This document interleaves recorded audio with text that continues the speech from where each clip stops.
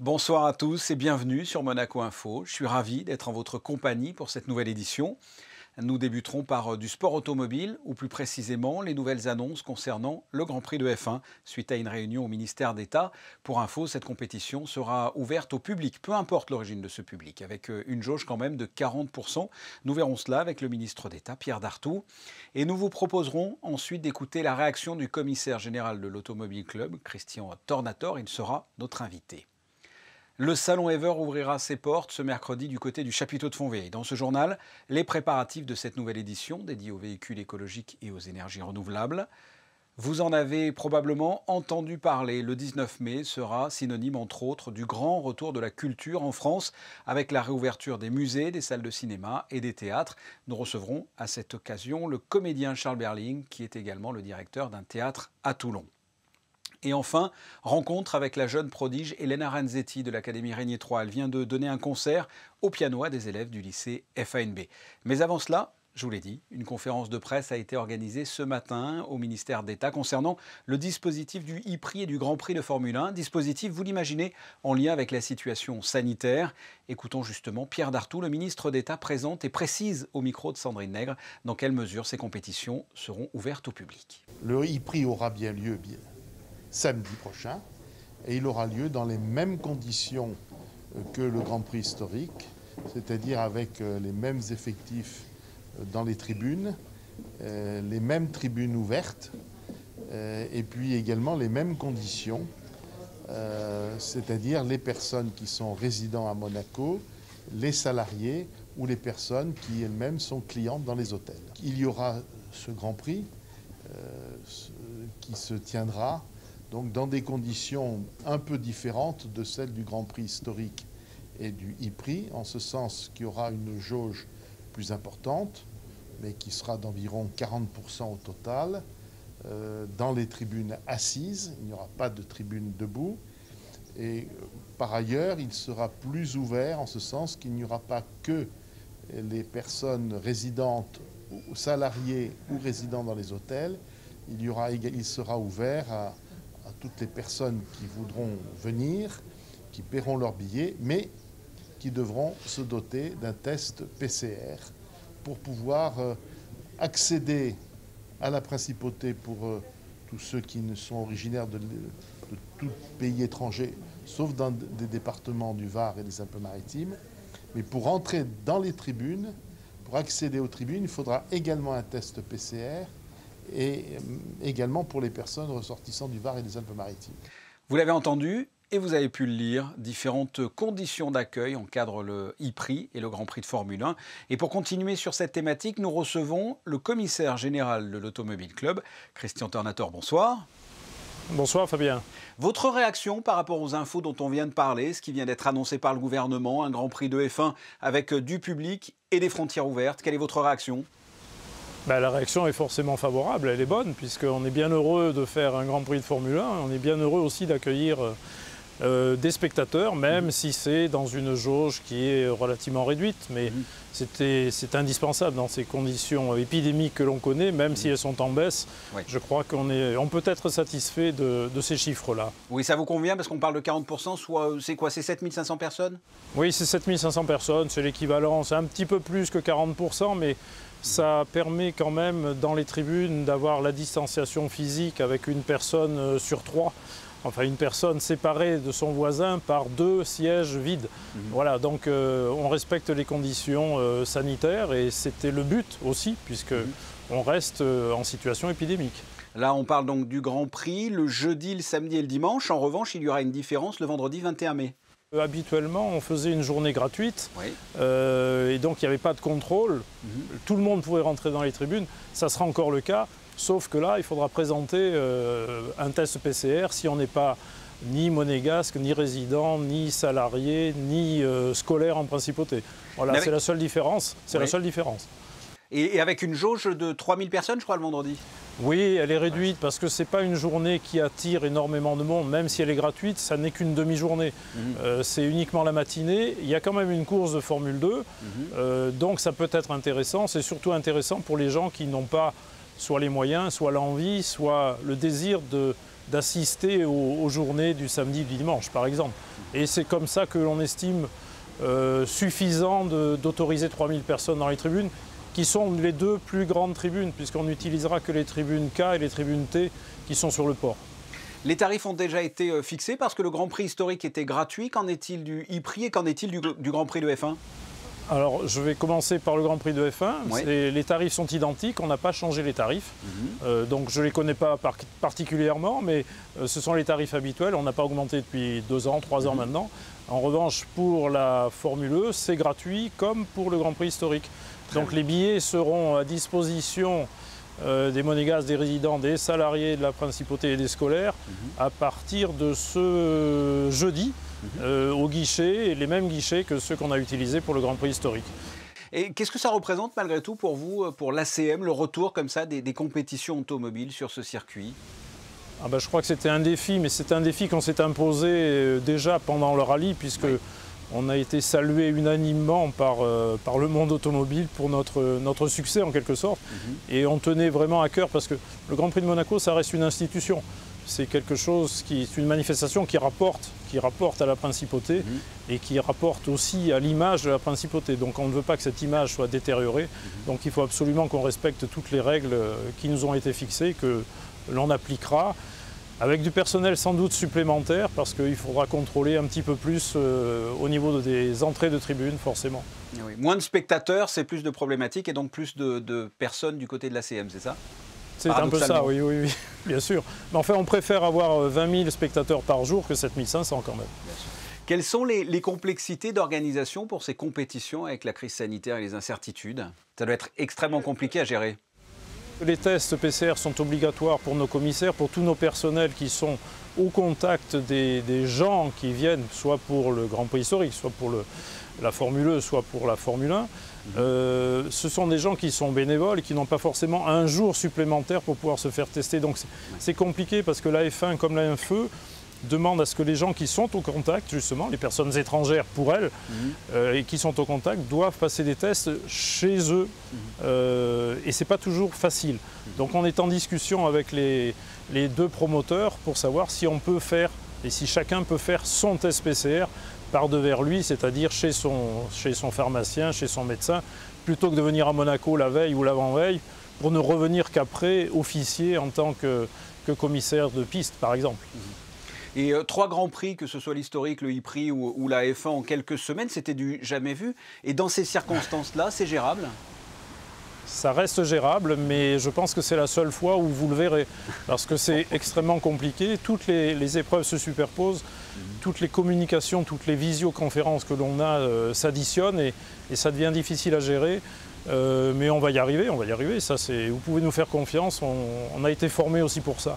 Absolument. Christian Tornator, on le rappelle, concernant le e-prix ce samedi 8 mai avec une jauge de 6500 places et uniquement pour résidents travailleurs, et le Grand Prix de Formule 1 le dimanche 23 mai avec une jauge de 7500 places par jour.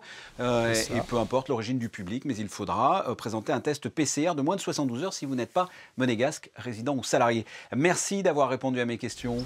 Merci, bonsoir Fabien. Bonsoir. Passons au premier point sur l'information avec vous, Vanessa Dessy. Comme chaque semaine, le gouvernement princier communique les chiffres relatifs au dépistage. Bonsoir Fabien, bonsoir à tous. Oui, le nombre de tests réalisés sur les patients résidents et non résidents entre le 26 avril et le 2 mai est de 3262 tests PCR et antigéniques pour un taux de positivité de 1,72%.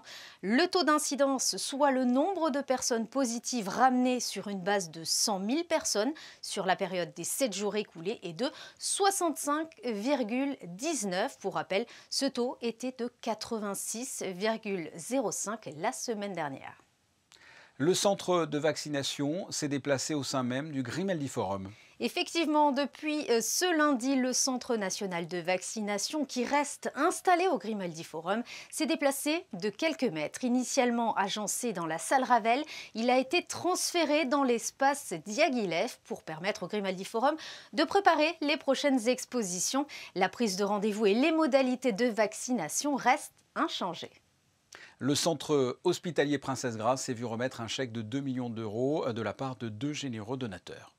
Les deux mécènes ont souhaité faire ce don conséquent pour permettre de financer des projets visant à améliorer le confort des patients et la prise en charge. En contact avec le CHPG depuis de nombreuses années, ils apprécient particulièrement l'organisation et l'efficacité des différents services. C'est la raison pour laquelle ces généreux bienfaiteurs ont décidé d'effectuer cette donation. La remise de chèques symboliques a eu lieu ce mardi au CHPG devant la plaque des donateurs. Merci Vanessa, on vous retrouve dans quelques minutes pour un autre point sur l'information. Demain, l'édition 2021 du Salon Ever ouvrira ses portes du côté du chapiteau de Fontvieille. Ce mardi était donc placé sous le signe des derniers préparatifs et des arrivées de véhicules. Sandrine Nègre et Serge Prémont les ont suivis pour vous. Hybride ou électrique? Voici le type de questions qui se posent sur Ever Monaco. Mais avant que les futurs clients ou visiteurs puissent tester les véhicules à l'honneur cette année, plusieurs phases ont dû être franchies, différents éléments ont dû être montés, installés, d'autant plus qu'Ever a quitté le Grimaldi Forum pour le chapiteau Espace Fontvieille. Aujourd'hui, c'est J-1, comme vous dites, et c'est l'installation des exposants. Donc, dans le chapiteau et Ride and Drive, donc depuis ce matin 8h, il y a tous les exposants qui arrivent avec les voitures, leur mobilier, leur matériel. Il y a une soixantaine d'exposants cette année avec un village start-up, c'est une nouveauté, avec une trentaine de start-up aussi. Donc, et un Ride and Drive qui a doublé de volume, puisqu'on a 40 véhicules au Ride and Drive.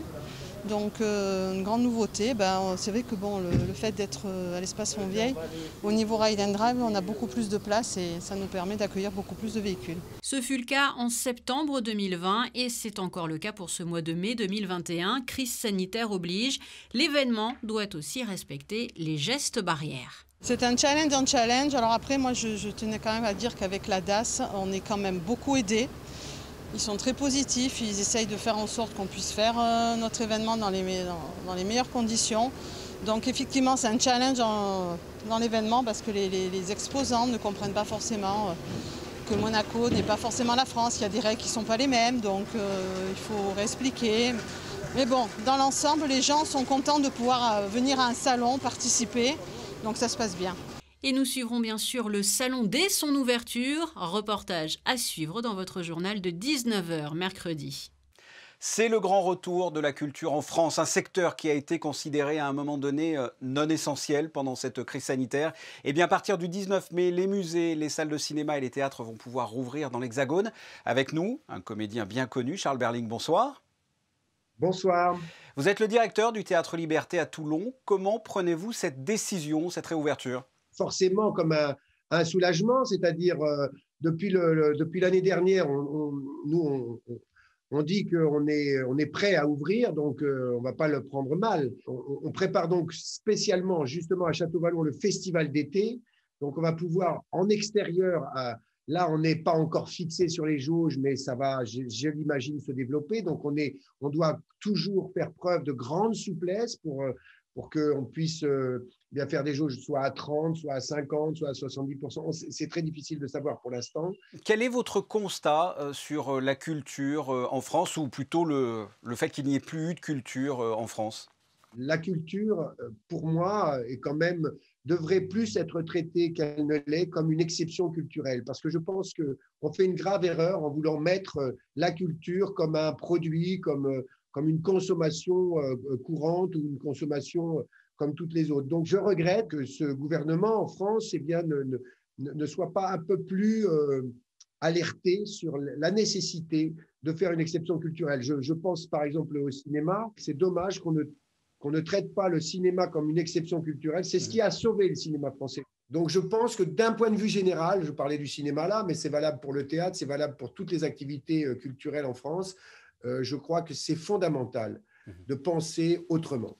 Comment avez-vous vécu cette crise? Qu'avez-vous fait pendant cette période d'inactivité ou de quasi-inactivité culturelle? Oh non, alors de quasi-inactivité, ce n'est pas du tout le cas, puisqu'on a beaucoup travaillé à faire et défaire. On a beaucoup travaillé à préparer la saison qui va venir, à préparer le festival d'été dans les théâtres. Mais il n'y avait personne en revanche sur scène. Ça a dû être dur pour tous les comédiens. Mais vous savez, c'est un gros travail de préparer les choses, et après c'est un gros travail de soutenir les compagnies, de faire que les résidences soient possibles, que disons, la production ne s'arrête pas, que les œuvres puissent se créer quand même. On a fait beaucoup de choses, l'équipe a été très sollicitée, et en plus dans un contexte, mais ça tout le monde le sait, parce que tout le monde l'a vécu dans son propre métier, dans un contexte psychologique très difficile, parce que c'est compliqué de bosser et puis de ne pas voir l'objet de son travail émerger, n'est-ce pas? Donc c'est démoralisant, donc il a fallu... bon, je pense que cette crise est très, très difficile pour les jeunes compagnies.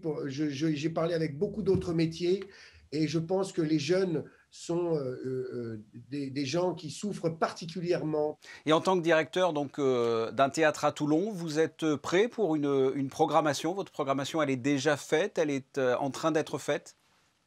Ah non, vous savez, une programmation, ça se fait vraiment longtemps à l'avance. Ça fait au moins 6 mois, plus de 6 mois qu'on travaille sur cette saison. Après, il y a eu les reports, les annulations, mais les reports. Donc, il a fallu faire une saison qui tienne compte du fait qu'on ne pouvait pas jouer en 2021. Donc, il faut reporter des spectacles pour ne pas les abandonner tout à fait.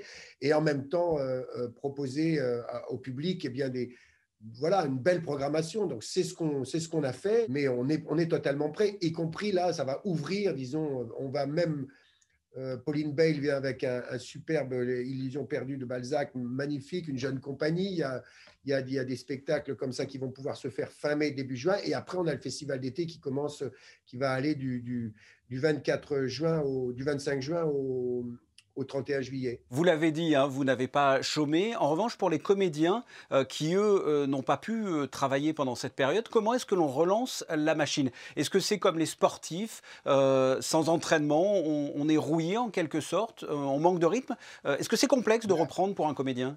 On a eu des cas de gens qui disaient « je ne peux pas remonter toute la pièce, remobiliser tous les acteurs pour une représentation ». C'est beaucoup de travail parce que c'est un artisanat minutieux, donc on ne peut pas proposer des choses moches, des choses pas préparées au public. C'est pas moral, c'est pas éthique. C'est à la fois une grande souffrance pour les gens parfois d'abandonner, disons momentanément en tout cas, de ne pas pouvoir même reprendre. Là, même quand on dit on ouvre, ben, y en a, ils disent moi je peux pas. C'est impossible, je ne serai pas bien. Et vous avez hâte en tout cas de reprendre, que ces portes de théâtre et les rideaux se réouvrent? Oui, on a très envie, on a très hâte de rouvrir parce que notre métier est basé sur ce partage, sur cette convivialité, sur ces rencontres. Mais il est fondamental qu'on retrouve physiquement les gens, exactement comme j'imagine toute la population commence à faire des rêves sur comment s'embrasser bientôt, quoi. C'est-à-dire comment se retrouver physiquement. Je pense que toute la société a besoin de ça et on en fait partie largement. Charles Berling, merci d'avoir répondu à mes questions. Merci beaucoup, merci à vous. Dans le cadre du Printemps des Arts, une jeune prodige de l'Académie Régnier III a rencontré des élèves de première au lycée FANB, entre prestations et dialogue. Un cours, vous allez le voir, bien particulier et qui semble avoir séduit les élèves. Le reportage est signé Christina Thomel et Alexandra Marangoni. Retenez bien son nom, elle s'appelle Elena Ranzetti et elle a un talent fou. Cette jeune musicienne a commencé le piano à l'âge de 4 ans et vient de participer à un masterclass aux côtés du musicien Bertrand Chamaillot pour le Printemps des Arts. Une jeune prodige qui a joué ses premières notes au sein de l'Académie Régnier III et qui, à 19 ans à peine, a déjà tout d'une grande. Et si le jeune âge d'Elena Ranzetti fait que l'on aurait tendance à la confondre avec les élèves, sa passion a été mise à nu. Entre deux prestations, la jeune femme a confié aux lycéens son amour pour la musique et son admiration envers plusieurs grands compositeurs. J'ai souhaité partager le fait que la musique est partout, en fait, la musique classique est partout.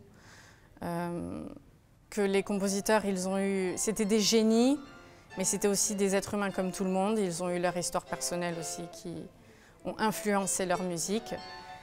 Et j'ai surtout souhaité partager le fait que la musique, les concerts, c'est exceptionnel le fait qu'il y ait encore des concerts à Monaco, vraiment, parce que c'est un lieu de partage, c'est un lieu de communication. Il y a des personnes qui ne se connaissent pas du tout, qui se rendent dans un même endroit pour écouter une personne ou un orchestre, bien sûr. Et c'est un moment très intime et rempli d'amour. Moi, j'ai beaucoup aimé la découverte du piano, de l'instrument, parce que je connais un peu les instruments, puisque ma sœur, elle en fait. Ma sœur fait du piano, mon frère fait de la guitare. Et non. Moi, ça m'a beaucoup intéressée de voir plus tard ce qui se passe quand on en fait presque son métier. C'était vraiment original, j'ai beaucoup aimé les parties où on découvre des compositeurs, etc. Et la partie où elle joue, je trouve ça hyper intéressant, l'interprétation qu'elle donne et l'intensité qu'elle met. On voit vraiment qu'elle est passionnée à jouer de son instrument et que ça la remplit de joie à chaque fois. Elena Ranzetti a postulé auprès de plusieurs écoles supérieures de musique, des conservatoires de musique de premier plan. Et si la jeune pianiste vient de réussir le concours d'entrée du Royal College à Londres et celui de la Haute École de musique de Genève, son cœur balance vers le Conservatoire de Paris. La jeune femme a d'ores et déjà été sélectionnée lors du premier tour et elle s'apprête d'ici quelques jours à passer le second. Alors si Elena Ranzetti ne sait pas encore quelle école elle intégrera à la rentrée, une chose est sûre, c'est que la jeune pianiste semble promise à un très bel avenir. Nous vous retrouvons Vanessa pour le reste de l'actualité en bref et on commence par une information qui nous vient du Palais Princier. Dans un communiqué de presse, le Palais Princier déclare avoir pris connaissance avec indignation de commentaires déplacés suite au match de football Monaco-Lyon qui s'est déroulé ce dimanche. Un drame humain, quel qu'il soit, et dans le cas présent ayant touché la famille princière, ne doit être comparé à un événement sportif. Au nom de sa famille, son Altesse Sérénissime le Prince Albert II condamne de tels propos et son auteur en invitant au discernement et au respect dû à la mémoire de toute personne disparu. Le concert de Simple Minds prévu le 23 juillet prochain à la Salle des Étoiles est annulé. Effectivement, Fabien, en raison de l'incertitude actuelle concernant l'évolution de la pandémie de la Covid-19, les dates de la tournée européenne de Simple Minds, actuellement prévues pour juin, juillet et août 2021, seront, dans la mesure du possible, déplacées en 2022. Leur concert du 23 juillet prochain prévu à la Salle des Étoiles est malheureusement annulé. Les détenteurs de billets sont invités à se rapprocher de la billetterie SBM ou de leurs revendeurs afin de procéder au remboursement dès aujourd'hui. Une nouvelle exposition dédiée à l'océan se prépare en principauté. Oui, le vernissage est prévu le 25 mai. Jérémy Gobet présentera son travail. L'artiste va à la rencontre des matières, des objets et des ouvrages non façonnés. Au fil de ses expositions en France et à l'international, ses œuvres présentent une totale reconnexion avec la nature. Océan, une exposition à découvrir au Concept Store La Loggia, en partenariat avec de nombreux apnéistes. La mission pour la transition énergétique propose sa conférence annuelle. Et une conférence en ligne qui aura pour thématique Vivre sans déchets. Elle est prévue ce lundi à 17 h. Créée en 2016, la mission pour la transition énergétique prolonge l'action du souverain en faveur de la préservation de l'environnement. Des rendez-vous avec différents acteurs sont organisés tout au long de l'année. Pour vous préinscrire à la conférence, il vous suffit de vous rendre sur l'adresse qui s'affiche en bas de votre écran. Ouvrons un chapitre sport avec du basket.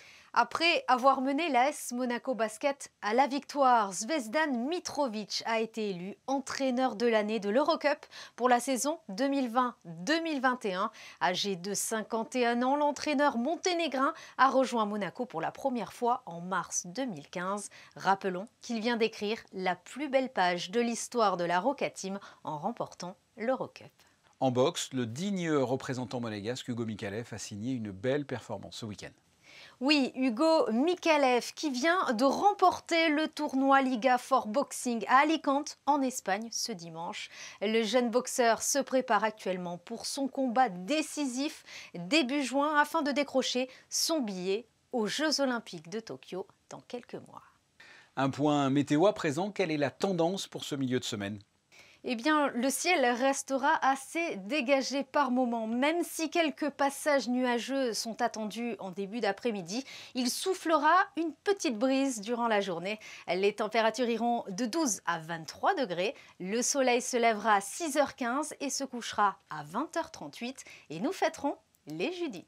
Merci Vanessa. Parmi les infos du jour, des annonces concernant le Grand Prix de F1 avec une jauge à 40% et pas de restriction sur l'origine du public. Autre info, l'édition 2021 du Salon Ever ouvrira ses portes ce mercredi du côté du chapiteau de Fontvieille.